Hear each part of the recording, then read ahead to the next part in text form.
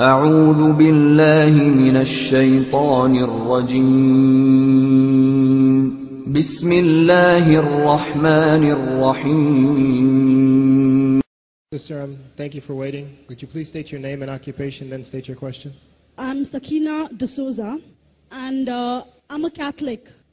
I believe Brother Yusuf was a Catholic before. I would like to ask him the simple question. He was brought up like a Catholic, but what made him change? Doesn't he believe that the Messiah is true, or did he ever feel that the Catholic religion, has not brought up any Messiah and the Bible is false? I would like to just know what that means, because he said he was a Catholic before and now he has become a Muslim. What made you change? What was that storyline before? Doesn't he believe that there is a Messiah, or the Messiah had come, saved us, died on the cross? Thank you very much for a good question. I hate to disappoint you, but I wasn't a Catholic. But I was with a Catholic priest the night that he accepted Islam. And I asked him these questions you asked me. Because after all, I was still a Christian, a preacher in Christianity, and I wanted to know why my best friend, a Catholic priest, had converted. That's a pretty weird thing. A Catholic priest is not like a regular preacher in the Protestant religion. A Catholic priest has given up everything. He's given up his life to be a Catholic priest. When he enters into this realm, he's basically given away everything. He can't have a wife, he can't have children, obviously no grandchildren. He has no home, he just lives in a rectory or wherever they give him a place to stay. And he's sent wherever they tell him to go, do whatever he's told to do, and that's it. And he cannot disobey the Pope, otherwise they can kick him out of the religion, and if they do, he's excommunicated and he goes to hell forever. So how would a person like this want to become one of those Muslim terrorists? That's what I wanted to know. He explained in a very few beautiful words something that I came to learn for myself. He said that he was sincerely in the Catholic religion because he believed in God, that he had studied, his degree was in theology, and a part of the teaching that they as priests have is to study Islam. Every priest is forced to study Islam. Now you may not know that, but you can ask your priest and he'll confirm it. And when you study Islam, even when Islam is taught to you by somebody who hates Islam, as long as they don't corrupt it too far, you can still see the truth in Islam. A classical example happened to me just recently when I was in Saudi Arabia. A friend of mine, very old copy of one of the first Qurans ever translated to English by George Sale.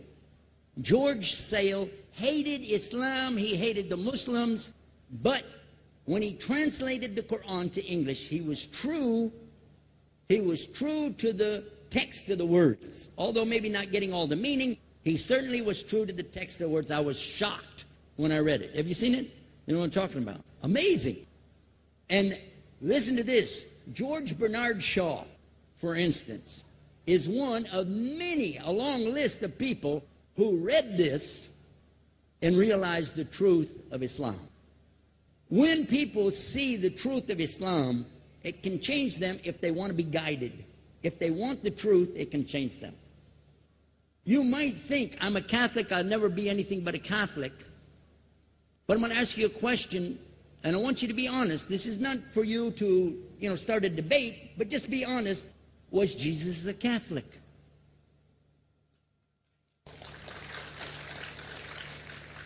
And it's not open to debate, so there's no point in opening that up, because you know and I know he wasn't.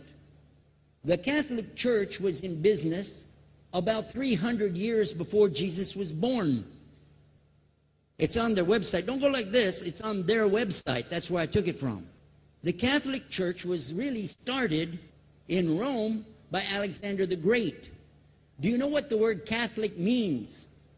It means universal. It was the universal church for the Roman Empire. If you didn't join it, you could not be a Roman citizen.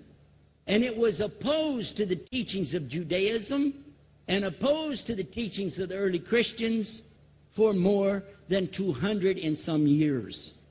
And they were diametrically opposed to each other to the extent that it was the Romans killing the early Christians. Now, if you understand that, and you go to their website and read, they didn't even take over Christianity until the year 325 AD. And when they did, they changed a lot of things, again, referring to their own website. But if you want to check it in Britannica or Americana or grow your encyclopedias, go ahead and read about the Catholic Church. When, in August of 325 AD, at the Nicaea Council, they took over, first thing they said was, let's change the date of the birth of Jesus to be the same date as that of Mithras, which was the god, one of the gods worshipped there, and also the sun god's birthday was the same day, December the 25th, believing it to be the shortest day of the year. And Constantine was a sun worshiper of Sol Invictus. Go to the website, read it for yourself. There are a lot of points, but not the least of which, even today, if you go in any Catholic church, and I have, you'll see so many portraits and statues and idols and images throughout the whole place that for the one who's never experienced that, for a Muslim who knows about these images, he'll be like, whoa, a'udhu billah. Whoa, what's this? The first time I walked in a Catholic church, I was about 10 years old. I was shocked. I was shocked at the idols and statues everywhere, because in the Protestant religion, we were brought up to believe that the second commandment was just as important as the first commandment. The first commandment in the Bible, in Exodus, is the same as the first commandment in the book of Deuteronomy. It says, I am the Lord your God that brought you out of the land of Egypt in the house of bondage. You know no other God beside me. Beside me there's no other gods. Thou shalt not have any other gods beside me. How many in this room agree with that commandment? Raise your hand. You notice the Muslims are raising their hand because it means Ashhadu an la ilaha illallah. That's the first commandment for us as well. The second commandment you have clearly says, thou shalt not make any idol, any graven image of anything that creeps upon the earth, swims in the sea beneath, or flies in the air above. And I was sitting in a church one time, sitting there in the morning service, watching, the preacher talk, and, they go on and on and on, and sometimes you lose your train of thought. I was looking. Whoa! On the front of the podium, there was a fish. A fish. For the symbol, make you fishers of men. It had a fish. I said, whoa. Then I looked up above his head at the big stained glass window, and it had a dove, and he had the olive branch in his mouth. The dove is flying, the bird, I said, whoa. And then I look over here, and there's a cross with a man hanging on it. And I said, wow, they didn't miss a single one. They got them all.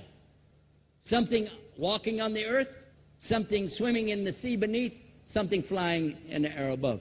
So look at these two things. Clearly, the first two of the 10 commandments, bang, bang, boom.